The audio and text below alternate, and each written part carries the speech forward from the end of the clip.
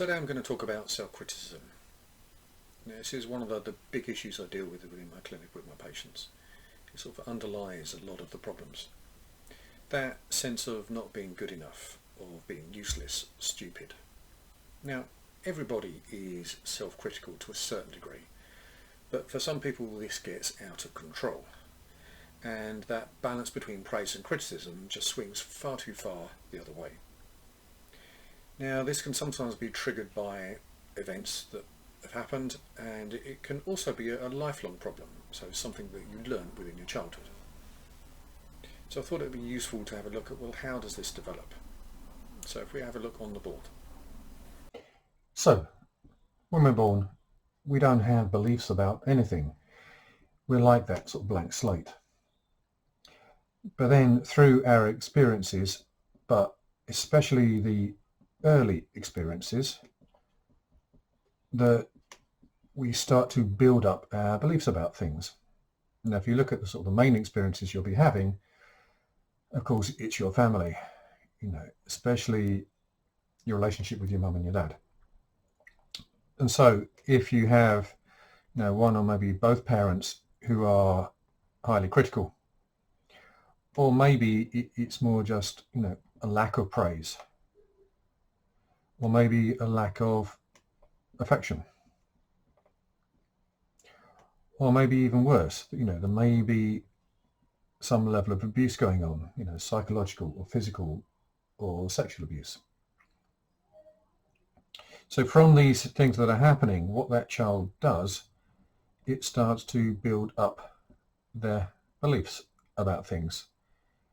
Now, of course, if you've got a parent that is treating you this way, what a child doesn't do is think, okay, there's something wrong with my dad or my mum. What they do is they start to see it as something to do with them. And that sense of not being good enough can start to build up. As in, the criticism is happening. If I was good enough, this wouldn't be happening. It can also start to build up their beliefs of what other people are like. And of course, it'll be based on their experience. And in this case, say in simple terms, just this sense of other people not being very nice, even being nasty. And just generally how they see the world. It can feel like a pretty unsafe place. Now, in order to cope with this, what kids will then do is they will build up rules of how to cope. And a really common rule that comes up is this one, that I must not make, I'm making a mistake myself there.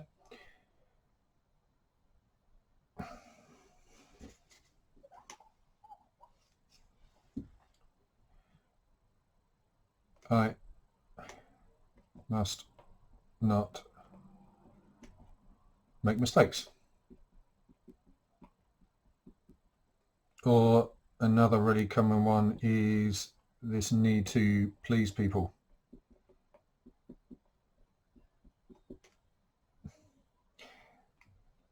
Now, of course, if this keeps happening, these beliefs, these rules get more and more reinforced. Or it can, of course, be other events can happen that may affect this. For instance, say bullying at school or within work. Of course, what people then do is they try even harder to get things right, to keep people happy. And that sense of not good and being good enough, those ideas that people are very nice, get stronger. Now, of course, what can then happen is this system of beliefs starts to affect how you are in everyday life. Now, if we take these beliefs that I mustn't make mistakes, that I must please people. Now, this always has a threat underneath. That I've got to do this, I've got to make things right, I've got to keep people happy, or else it's about what people will do. And of course, it's this fear that, if you get things wrong, then people will judge or people will criticize.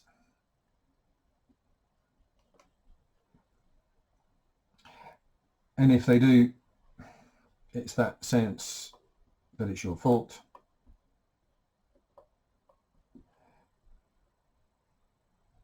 And that sense that of not being good enough gets triggered again. So of course these ideas trigger lots of anxiety. Now that anxiety can go a couple of ways. Sometimes it causes people to get quite driven as they try really, really hard to get things right and push themselves. Or it can cause people to avoid, to sort of run from the situation. So this cycle continues round. And of course what happens, because you're so worried about mistakes or worried about upsetting people, so it's like the radar is on looking for these things.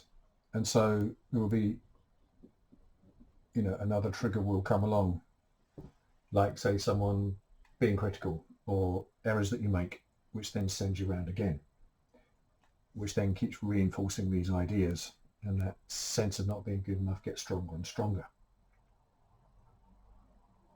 So what we're going to do next time is have a look at, well, how do we start changing this belief? What can we do to stop that self-critical voice? So you can see how these beliefs develop, that sense of not being good enough, and how it affects how you think and feel and behave in everyday life. So what I'm going to do next is have a look at how to start changing that belief. So one of the tools I regularly use with my clients that start to change that sense of their self and start to improve how they feel about themselves. So I'll see you in the next video.